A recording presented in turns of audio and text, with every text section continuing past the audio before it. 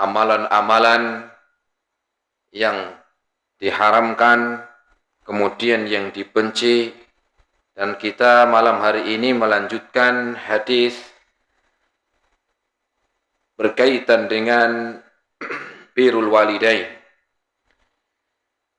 Hadis ini diriwayatkan oleh Al-Imam Ibnu Hibban, kemudian Al-Imam Al-Hakim. An Abdullah ibn Amr ibn al-As radhiyallahu ta'ala anhuma. Dari sahabat yang bernama Abdullah bin Amr bin As radhiyallahu anhuma. Semoga Allah meridhoinya. Anin Nabi sallallahu alaihi wasallam qala. Rasul sallallahu alaihi wasallam bersabda, "Ridallahi fi ridal walidain wa suhtullahi fi suhtil walidaini." Rasul bersabda, ridhonya Allah subhanahu wa ta'ala tergantung dengan ridhonya kedua orang tua. Wa suhtullahi fi suhtil walidain. Dan murkanya Allah subhanahu wa ta'ala tergantung dengan murkanya kedua orang tua. Hadis riwayat Imam Ibnu Hibban dan Al-Hakim. Jamaah rahimani Allah wa iyyakum jami'an. Sebelum kita membahas hadis ini, sebagaimana di pertemuan-pertemuan sebelumnya kita akan bahas sahabat ini atau sahabat yang meriwayatkan hadis tentang birrul walidain. Jangan sampai kita melupakan mereka. Mereka memiliki jasa besar yang dilakukan, di mana mereka menyampaikan hadis-hadisnya yang mereka dengar dari Rasul, kemudian disampaikan kepada orang-orang yang tidak mendengar dan kepada orang-orang yang tidak satu zaman dengan Rasul, dan setelahnya sampai hari ini kita hidup. Makanya Rasul mengatakan, la yashkurullaha man lam yashkur linnas. Seorang dikatakan tidak bersyukur kepada Allah di mana dia seorang tersebut tidak berterima kasih kepada manusia. Beliau yang bernama Abdullah bin Amr bin As. Abdullah bin Amr bin As.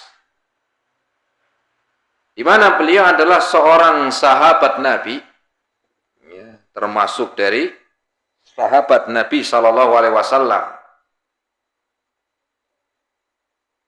Dan nama aslinya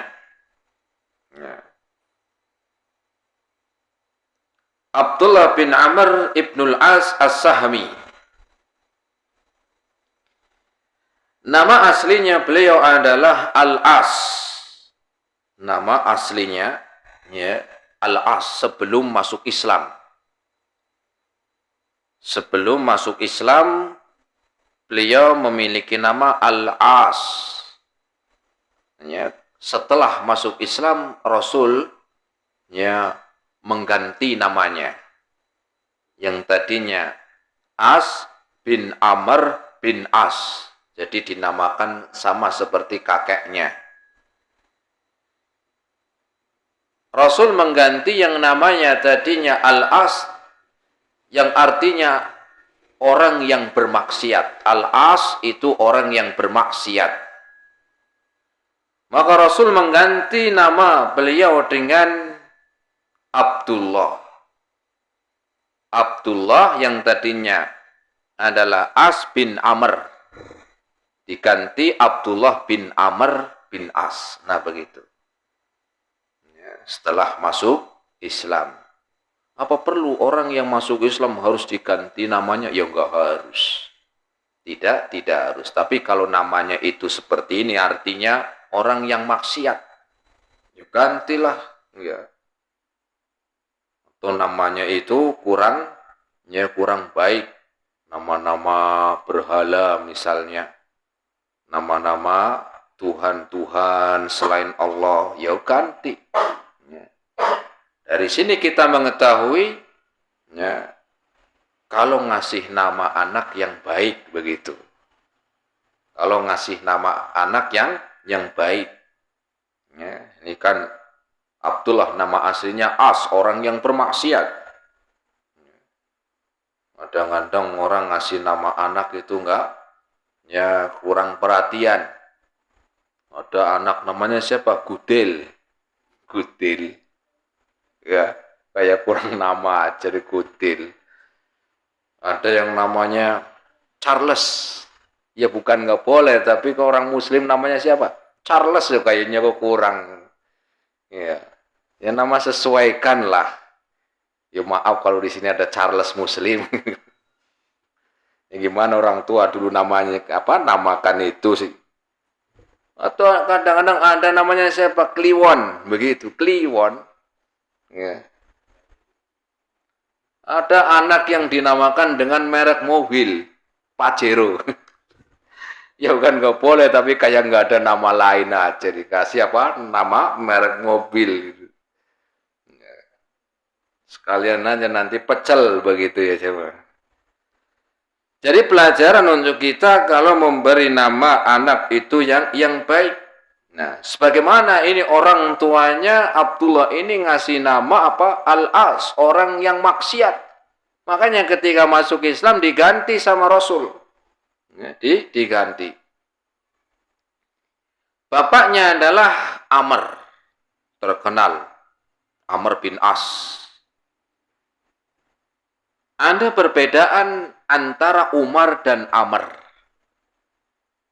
Jadi kalau dalam penulisan, kalau namanya Umar, itu Ain, Mim, Ro. Bacanya Umar. Tapi kalau Amr, itu nanti di akhir setelah huruf ro ada wawunya.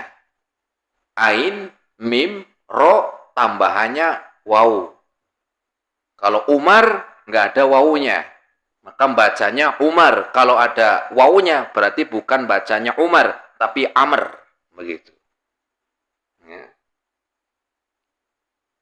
Nah, itu di dalam apa? Mengetahui ini namanya Umar atau Amr. Kalau Umar nggak ada wawunya. Kalau Amr ada wawu untuk membedakan. Ya. Sebagaimana juga Abdullah bin Amr bin As. Nah, disebutkan wa aslama qabla abihi wa hajara ilal Madinah. Beliau ini masuk Islam ketika masih muda. Ketika masih muda masuk Islam dan dia lebih dulu masuk Islam dari bapaknya. Lebih dulu masuk Islam dari bapaknya. Dapat hidayah sebelum bapaknya. Karena bapaknya itu Amr bin As masuk Islam itu belakangan. Setelah perjanjian Hudaybiyah. Itu tahun ke-6 dia baru masuk Islam bapaknya.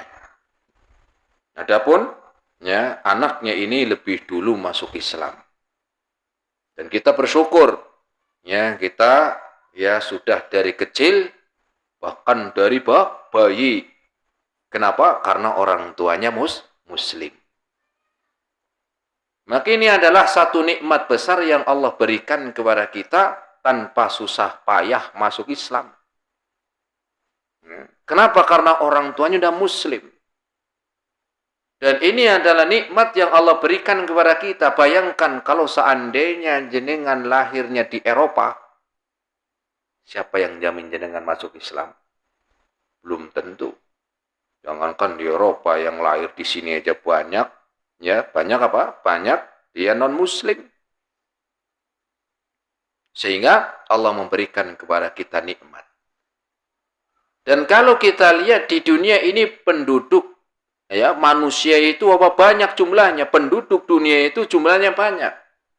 Kalau dibagi dua yang muslim dengan yang non-muslim, banyakkan yang non-muslim. Sedunia dibagi dua, muslim sama non-muslim. Banyak yang non-muslim. Maka Allah memberikan hidayah dari yang lebih sedikit ini adalah orang-orang yang beriman. Nah, termasuk diantaranya ya Allah memberikan hidayah kepada kita dari yang sedikit itu. Karena masih banyak orang yang menyembah hewan, Allah beri hidayah kita tidak menyembah hewan. Ada mereka yang tidak sedikit orang yang menyembah matahari, Allah beri kita hidayah. Ada orang-orang yang Allah tidak berikan hidayah kepada mereka dengan perbuatannya menyembah patung, menyembah orang mati, menyembah manusia. Allah tidak menjadikan kita seperti mereka. Ini hidayah. Maka beliau masuk Islam sebelum orang tuanya. Nah, jamaah rahimani Allah wa iyyakum jami'an. Setelah beliau masuk Islam, maka beliau pun semangat dalam menuntut ilmu.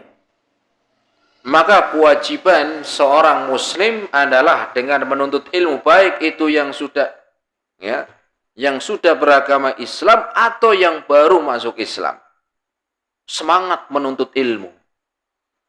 Nggak cukup dengan sudah syahadat, tapi nggak mau belajar agama. Bagaimana akan memperbaiki akidahnya? Tidak cukup dengan orang dia bersyahadat, tapi nggak mau belajar agama. Setelah bersyahadat, belajar bagaimana sih pengamalan tentang syahadat, bagaimana tentang iman kepada Allah. Nah, ini perlu belajar. Jangan sampai lupa masuk Islam karena dulunya mungkin sebelum masuk Islam menjadi ahli ilmunya. Kemudian masuk Islam, lupa. Akhirnya dakwah sana sini. Ngajarin orang muslim yang diajarin. Padahal dia sendiri belum lama masuk Islam. Terus yang disampaikan apa? Khawatirnya pemahaman yang dulu, keyakinan yang dulu dia sampaikan kepada kaum muslimin. Maka kewajibannya untuk belajar terlebih dahulu, perbaiki imannya, perbaiki tentang akidahnya, perbaiki amalnya, baru setelah memiliki ilmu, maka baru diajarkan manusia. Jangan sampai karena dulu orang terkenal, masuk Islam, kemudian dakwah. Nah, ini bahaya. Nah, beliau pun ketika menuntut ilmu sangat semangat. Bahkan termasuk orang yang banyak meriwayatkan hadis dari Rasul. Sampai Abu Hurairah, sahabat yang tidak asing tentang keilmuannya, tentang riwayatnya. Abu Hurairah sampai mengatakan begini, jemaah. Abu Hurairah itu sahabat Nabi yang paling banyak riwayatnya. Beliau mengatakan begini, persaksian tentang Abdullah bin Amr bin As tadi. Beliau mengatakan, "Makana ahadun a'lama bi haditsir Rasulillah sallallahu alaihi wasallam minni illa makana min Abdullah bin Amr." Beliau mengatakan tidak ada orang yang lebih tahu, lebih banyak hadisnya dari saya kecuali Amr bin As. Persaksiannya beliau. Tidak ada orang yang lebih tahu dan lebih banyak hadisnya. Hadis Rasul. Lebih tahu tentang hadis Rasul. Maknanya riwayatnya. Karena beliau paling banyak riwayatnya. Tentang hadis Rasul. Tidak ada orang yang lebih banyak hadisnya dan lebih tahu hadis kapan itu berbicara. Tidak ada orang yang lebih tahu hadis Rasul. Dari saya. Kecuali Abdullah bin Amr. Abu Hurairah mengatakan demikian bukan sombong. Tidak ada orang yang lebih tahu dari saya tentang hadis Nabi kecuali Abdullah bin Amr. Bukan ucapan sombong. Tapi Tapi karena menunjukkan beliau orang yang sangat semangat di dalam belajar hadis Rasul. Karena orang-orang muhajirin mereka banyak disibukkan dengan perdagangan mereka. Orang Ansor disibukkan dengan sawahnya, ladangnya. Dan bukan berarti Abu Hurairah mengatakan begini, dikatakan beliau lebih alim, lebih utama dari Abu Bakar. Enggak. Tentu Abu Bakar lebih utama. Kenapa Abu Bakar tidak lebih banyak riwayatnya dari Abu Hurairah? Ya karena beliau lebih ya banyak dalam ya beliau lebih sibuk dengan khilafahnya. Di antaranya beliau ya keutamaannya lebih banyak karena beliau sebagai khalifah. Amalan-amalan yang lainnya. Ya, beda Abu Hurairah memang tinggalnya di masjid. Tinggalnya di Masjid Nabawi, makanya disebut dengan ahli suffah. Orang yang tinggal di pelataran masjid. Jadi ketemu Rasulnya itu lebih sering. Rasul sholat ya ketemu, dan rumahnya juga dekat masjid. Nah, beliau mengatakan, tidak ada orang yang lebih alim dariku, lebih banyak hadisnya dariku, kecuali Abdullah bin Amr. Apa sebabnya? Abu Hurairah mengatakan, fa innahu kana yaktubu biyadihi wa ya'i biqalbihi. Karena dulu dia kalau mendengar hadis dari Nabi, melihat Rasul melakukan sesuatu amalan, dia dihafal dan ditulis. Jadi kalau belajar itu enggak cuma dengar doang, tapi ditulis. Katanya Abdullah bin Amr, karena beliau dulu kalau ngaji ke Rasul, enggak cuma dengerin, beliau catat, beliau tulis, dan dia dengerin. Kalau kita, ya kalau kita ya nggak apa-apalah nggak nyatet, minimal dihafal. Kadang-kadang sudah nggak nulis, nggak nyatet, nggak ngapalin, lupa. Selesai pengajian, tambah ngantuk lagi. Ya selesai pengajian keluar, ditanya sama istrinya, Pak tadi pengajiannya di musola apa Pak? Apa ya? Lupa saya lah, itu karena nggak mencatat. Minimal kalau lupa itu ada catatan sebentar. Tak lihat buku dulu, nih tadi begini. Ya, kadang-kadang kan udah keluar masjid, sudah selesai pengajian, lupa. Tanya anaknya, Pak tadi pengajiannya tentang apa? Ya memerintahkan kebaikan. Ya umum, memerintahkan kebaikan umum. Nah, jadi apa katanya Abu Hurairah? Beliau memiliki ilmu dan lebih paham dan banyak hadisnya dari Abu Hurairah karena beliau kalau belajar kepada Nabi, mendengar, melihat, dicatat. Perbuatannya Rasul dicatat.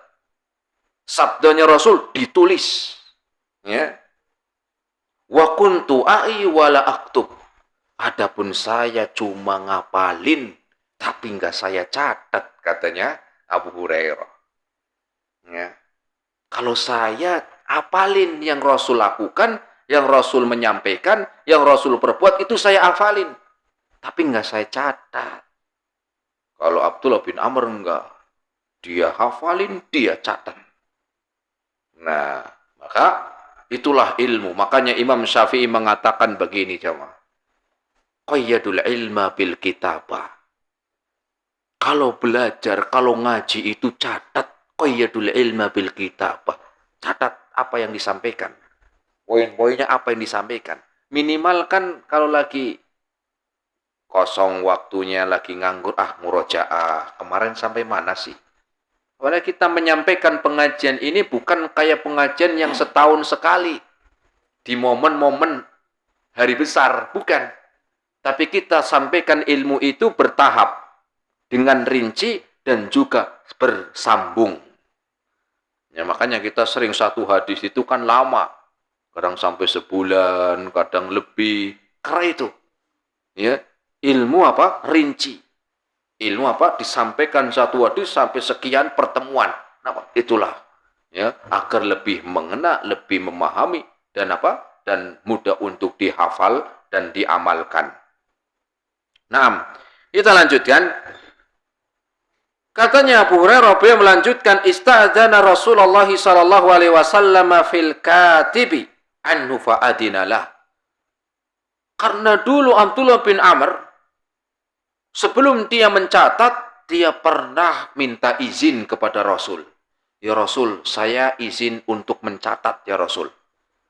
Perbuatan yang kau lakukan, ucapan yang kau lakukan, dan amalan yang kau lakukan, saya catat ya Rasul. Maka Rasul mengatakan, fa'adinalah. Iya, catat. Uktub fawalladhi nafsi biyadihi ma yakhruju minhu illa haq. Ya, illa haqqun. Rasul mengatakan, tulis Abdullah bin Amr.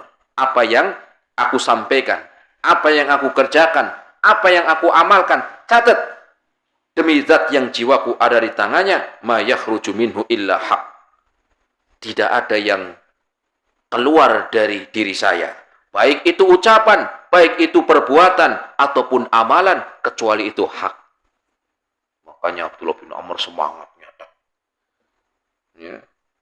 Sering disampaikan oleh Abdullah bin Amr, Rasul kalau begini, kalau sholat begini, kalau baca Quran begini, kalau berjalan begini, karena beliau nyatet. Sabdanya saya mendengar begini, saya mendengar Rasul mengatakan begini, karena beliau nyatet. Nah, jamaah rahimani Allah wa iyyakum jami'an. Dikatakan oleh Mujahid, muridnya Amr bin As. Abdullah bin Amr bin As.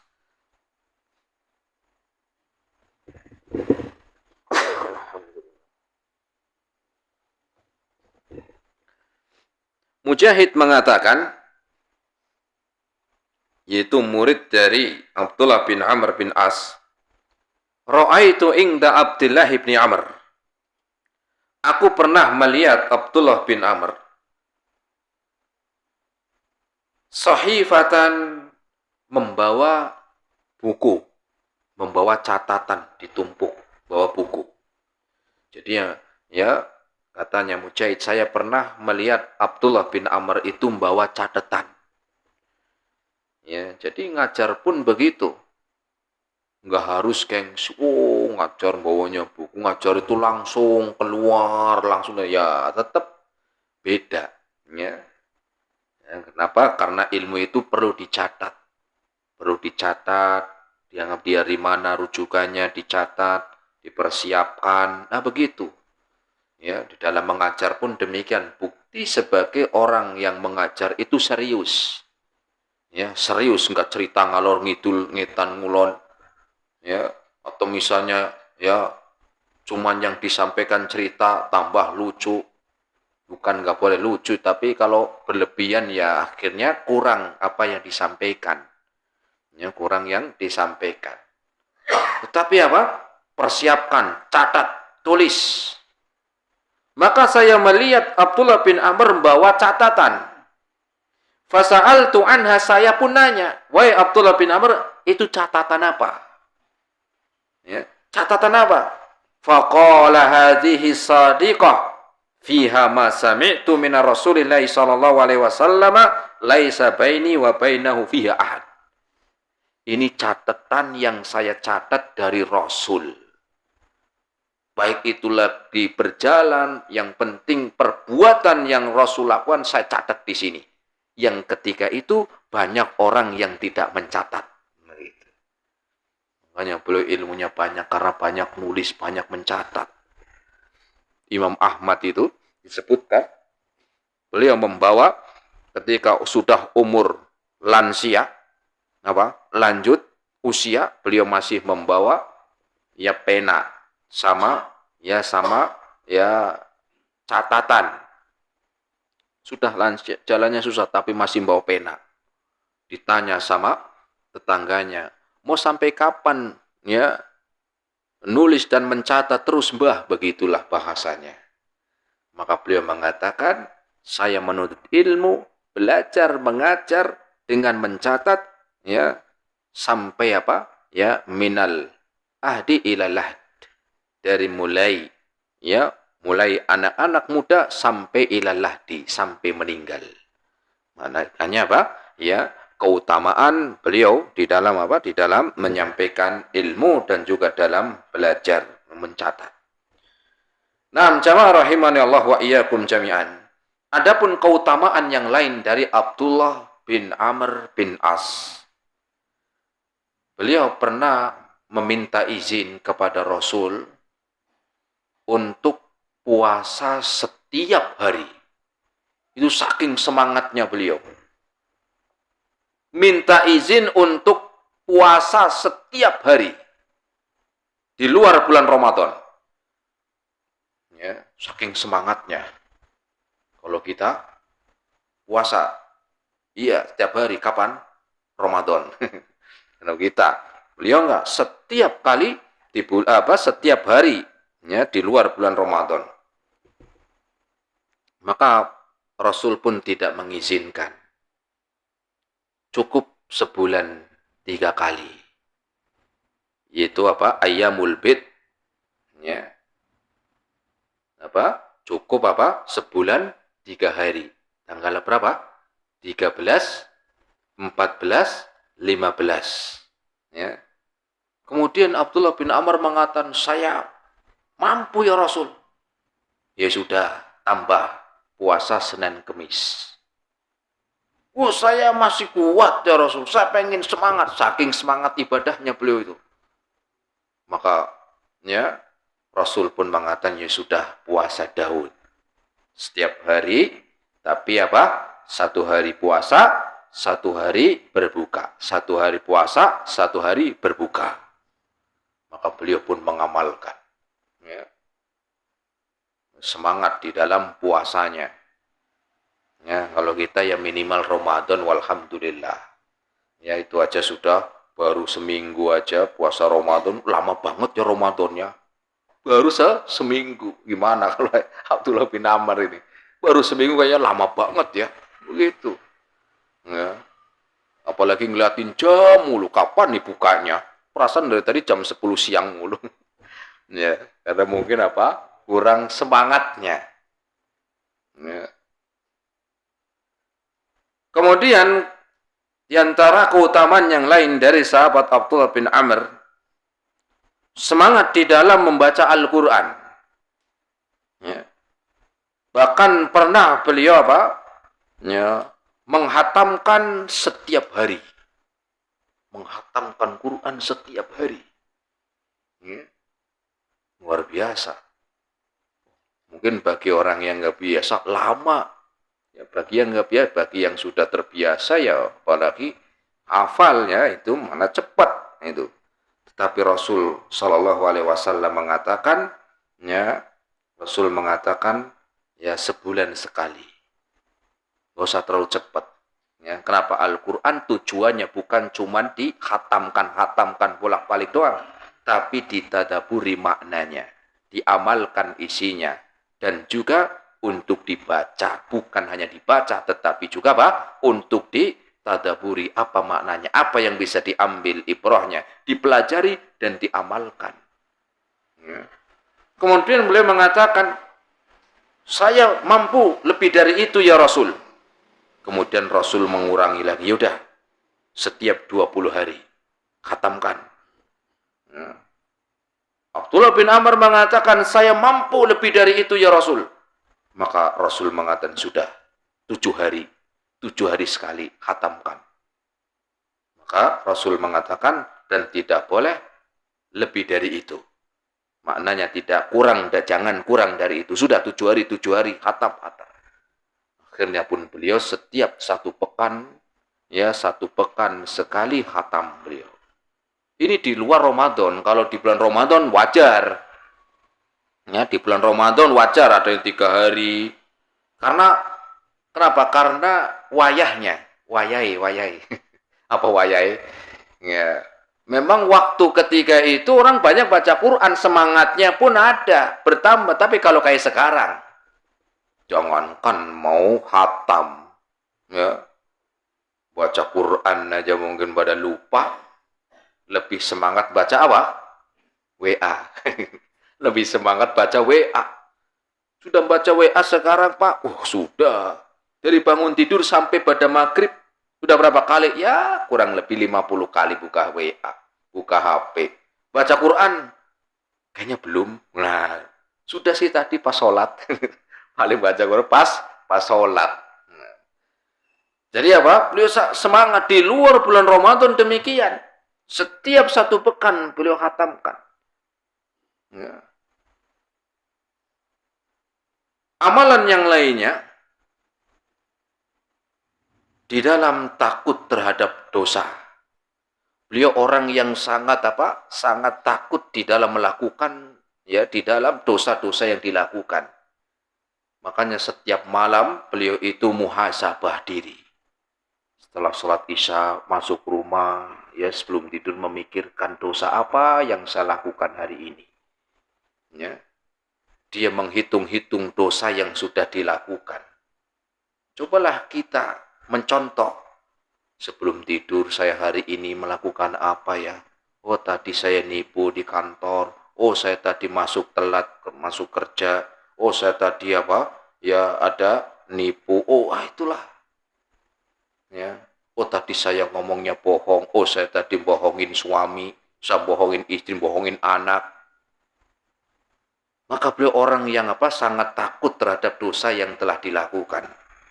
Makanya disebutkan, wa qala Atha ibnu Abi Rajah, kana Abdullah bin Amr yuksiru fil buka.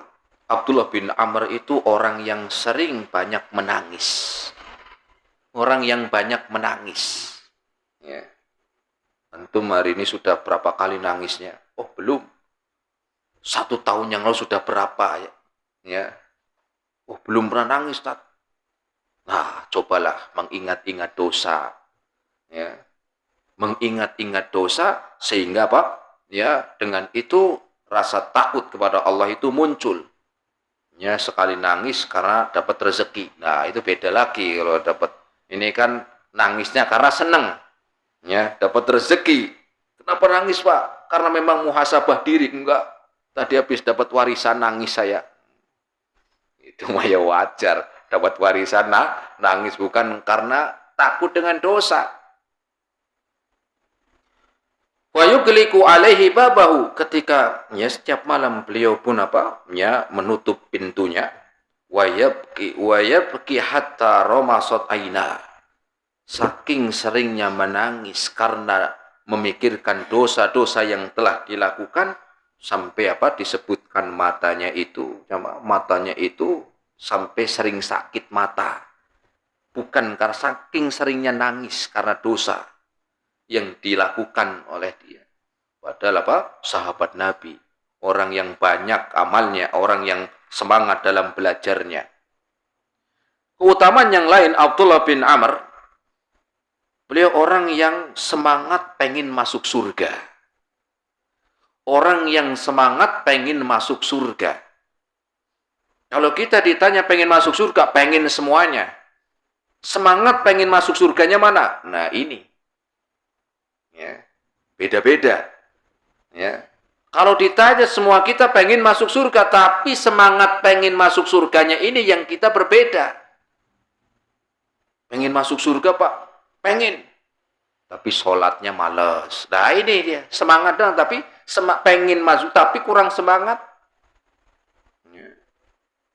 Pengen masuk surga? Pengen. Tetapi sedekahnya males. Makanya di kotak amal itu yang dominan biasanya yang apa? Nah itu, ya, yang dominan yang gambar bawa pedang, ya, atau kakaknya. Ya, itu menunjukkan, ya, pengen masuk surga tapi kurang. Tapi giliran masuk ke mall, rata-rata yang yang merah-merah tuh, begitu. Ya, harusnya dibalik. Ya, semangatnya ya, beliau semangat di dalam masuk surga kita lihat. Disebutkan dalam hadis riwayat Imam Ahmad, Rasul suatu saat mengatakan, ya, di situ ada beberapa sahabat, maka Rasul bersabda, yattali'u alaikum al'an rajulun min ahlil jannah. Rasul pernah mengatakan, akan datang kepada kalian seorang yang nanti dia termasuk penghuni surga. Abdullah bin Amr, penghuni surga akan datang. Siapa nih? Tahu-tahu ada orang datang dalam keadaan biasa. Kemudian orang ini, ya, Orang yang datang ini orang Ansor. Nggak dikenal. Nggak dikenal. Dan dalam keadaan menenteng sendalnya. Kemudian duduk. Ikut nimbrung dengan para sahabat yang lainnya. Cuman datangnya telat begitu. Katanya Abdullah bin Amr, suatu saat kami sedang bersama Rasul. Rasul ngomong lagi, "Yattali'u alaikum al'an rajulun min ahlil jannah." Akan datang kepada kalian sekarang seorang penduduk surga. Siapa nih orangnya nih? Katanya Abdullah bin Amr. Ternyata orang itu lagi. Loh, orang ini lagi. Ya. Akhirnya yang ketiga waktu yang lain, di waktu yang lain Rasul sama mengucapkan demikian. Yattali'u alaikum al'an rajulun min ahlil jannah. Ada orang yang akan datang ke sini di mana orang ini penduduk surga nanti. Ternyata orang ini juga sama. Abdullah bin Amr penasaran apa yang dia lakukan ini. Kok bisa Rasul sampai mengatakan berulang-ulang di waktu yang lain orang ini lagi? Ya. Menunjukkan orang ini ada amalan yang istimewa nih, gitu kan. Ya. Mungkin kalau kita yang dikatakan begitu mungkin jadi malas. Datang kepada kalian penduduk surga yang namanya Pak misalnya, gitu. Pak siapa? Misalnya Pak Slamet misalnya. Mungkin akhirnya, Pak kok nggak ngaji Pak? Oh saya udah dikabarin penduduk surga. Mungkin kalau kita yang dikabarin namanya. Pak kok nggak sholat? Oh saya udah dikabarin sama Rasul penduduk surga, aman. Tapi beliau nggak, setiap Rasul mengatakan dia datang. Dari situlah Abdullah bin Amr ini penasaran. Saya juga pengen nih. Berarti dia memiliki amalan yang menjadikan dikabarkan oleh Rasul penduduk surga. Berarti ada amalan. Yang amalan tersebut menjadikan orang ini dikabarkan oleh Nabi penduduk surga. Ini enggak sembarangan nih. Amalan apa ini kira-kira? Akhirnya Abdullah bin Amr besoknya bertamu ke orang ini. Dia ceritalah. Ya, karena dia orang Ansor. Pak, ya dia ceritalah, Pak, saya itu lagi ribut nih di rumah, begitu. Dan saya nggak mau pulang nih. Saya mau minta izin pengen nginep di rumahnya jenengan nih. Hitung-hitung tamu lah saya. Nggak lama udah, 3 hari aja, 3 hari. Saya lagi ribut nih, begitu. Nah, akhirnya diizinkanlah sama orang, ya silakan. 3 hari dia bermalam di rumah orang Ansor ini, dia Abdullah bin Amr cari nih, amalannya apa nih? Ya, malamnya Abdullah bin Amr bangun. Ini orang pasti, ini sholat malamnya rajin nih. Ternyata orang ini nggak sholat malam. Loh, tidur. Ya. Akhirnya apa? Oh, mungkin dia baca Qur'annya yang rajin. Dia lihat ya biasa aja. Waktunya sholat ya sholat. Nggak ada amalan yang istimewa. Ya. Sampai akhirnya 3 hari dia lihat sama aja begitu. Nggak ada amalan istimewa. Sholat malamnya misalnya dari jam 1 sampai subuh begitu. Nggak ada begitu. Kalau kita mungkin kan beda. Pak, kenapa jenengan matanya merah? Oh, saya semalam sholat malamnya itu jam 1. Sampai subuh baru selesai. Mungkin itu. Tapi enggak ini orang. Dilihat oleh Abdullah bin Amr, ya juga enggak puasa sunnah. Dilihat puasanya, oh enggak juga dia. Enggak puasa juga. Beda kalau kita mungkin baru puasa Senin Kemis saja. Pak, kenapa kok kayaknya lemes?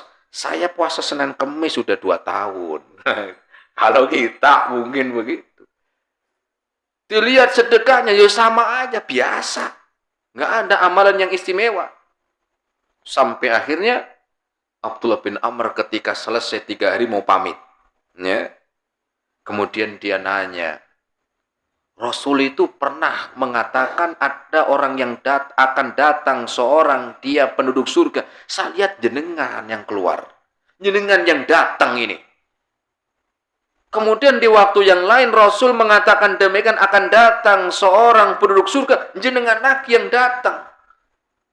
Di waktu yang lain Rasul ngomong sama dan jenengan lagi yang datang. Makanya saya itu aslinya nggak ada ribut di rumah. Saya pengen tahu nih amalannya jenengan. Biar saya bisa mencontoh. Saya juga pengen masuk surga. Begitu. Saya begini sampai saya rela bohong dikit. Biar saya tahu amalannya jenengan tuh amalan apa. Sampai Rasul mengatakan termasuk penduduk surga. Saya juga pengen masuk surga. Jangan pelit, begitu maknanya lah. Kemudian katanya orang Ansor, ya amalannya begini, sebagaimana engkau lihat selama 3 hari. Ya sholat ya bareng, kalau sholat wajib, adzan kita berangkat kan bareng. Tidur ya, lihat biasa aja saya. Ya, sholat malam ya enggak. Ya, puasa aja juga makan kita bareng. Tapi nggak mungkin lah Rasul itu mengabarkan demikian tuh nggak mungkin. Pasti ada amalan yang engkau lakukan sampai Rasul mengatakan demikian, Rasul nggak mungkin bohong. Sudah jujur aja, begitulah, ditekan. Jujur aja. Maka dia pun mengatakan, ya, ghairu anni la ajidu fi nafsi li ahadil muslimina gishan. Yaudahlah, saya jujur. Ya, berarti ini wahyu bener Rasul tahu benar, padahal Rasul nggak pernah nginep nih, nggak nginep di rumahnya dia. Karena ini amalan yang dilakukan dia sembunyi. Yang dia lakukan itu disembunyikan, nggak disebarin. Saya berusaha sampai hari ini, saya berusaha tidak nipu dan tidak bohong kepada manusia. Sampai hari ini saya berusaha, saya nggak mau bohong dan nipu orang. Ya, nggak mau berbohong dan nggak mau nipu. Ya, ini kan gak gampang jemaah. Orang sekarang kan dikit-dikit bohong, dikit-dikit nipu, jualan modalnya 5.000, sudah ditawar 10.000, belum dapat modalnya, sumpah loh. Udah bohong, sumpah lagi tuh. Ya. Kemudian amalan yang lain lagi dia mengatakan wala ajidu wala ahsadu ahadan ala khairi a'tahu Allahu iyyah. Dan saya berusaha sampai hari ini, saya nggak mau hasad sama orang. Saya nggak mau hasad, saya berusaha untuk menahan diri, untuk tidak hasad kepada orang. Apa sih hasad? Hasad itu menginginkan kebaikan kepada orang lain itu hilang. Ya, gampangannya, seneng ngelihat orang susah, susah ngelihat orang senang. Tuh, orang hasad, ciri-cirinya begitu. Senang ngelihat orang susah, apalagi kalau memang musuh kan gitu. Susah, dia senang gitu. Atau dia susah ngelihat orang lain senang. Lihat tetangganya beli mobil baru, dia yang masuk angin. Lihat tetangganya beli rumah baru, dia yang kepanasan. Itulah contoh hasad. Lihat tetangganya dapat jabatan, naik jabatan, promosi jabatan, dia yang kasakusuk. Nah, itulah hasad. Dan dia mengatakan, saya berusaha sampai hari ini, saya nggak pengen, saya nggak berusaha untuk tidak hasad kepada orang. Apa katanya Abdullah bin Amr? Hadihillati balagot bika, wahiyallati la nutiku bi. Ini amalan yang memang enggak setiap orang mampu. Ini amalan yang Amalan ini yang amal istimewa. Sehingga Rasul menyampaikan demikian. Dan tidak setiap orang bisa begitu. Sholatnya rajin, tapi hasad. Sholatnya rajin, tapi mau nipu. Sedekahnya rajin, tapi korupsi. Hajinya pingkopang kaping, tapi pingkopang kaping.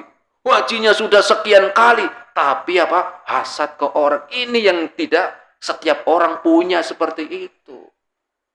Makanya benar Rasul mengatakan ada seorang yang akan datang kepada kalian di mana dia termasuk penghuni surga. Jenengan itu orangnya. Ya. Bukan berarti setelah itu beliau itu ya akhirnya bangga diri nggak? Ya, karena kan nggak tahu Rasul yang menyampaikan. Ya, akhirnya meminta Abdullah bin Amr untuk merahasiakan. Ya, minta untuk dirahasiakan tentang keutamaan tersebut. Kemudian keutamaan Abdullah bin Amr yang lain, orang yang sangat dermawan.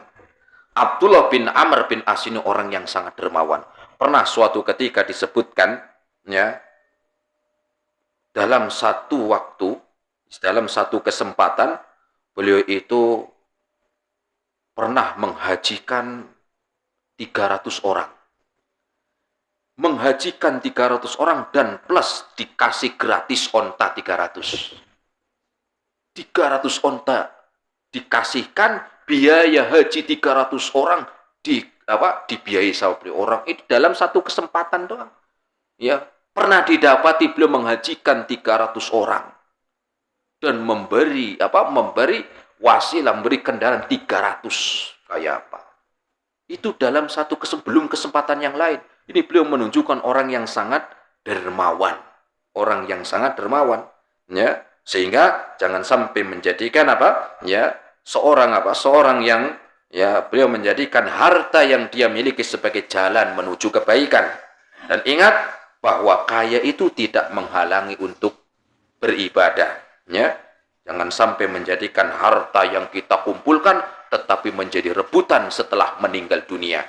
Jangan sampai harta yang kita tabung bertahun-tahun tetapi menjadi rebutan, keributan untuk ahli warisnya. Ya.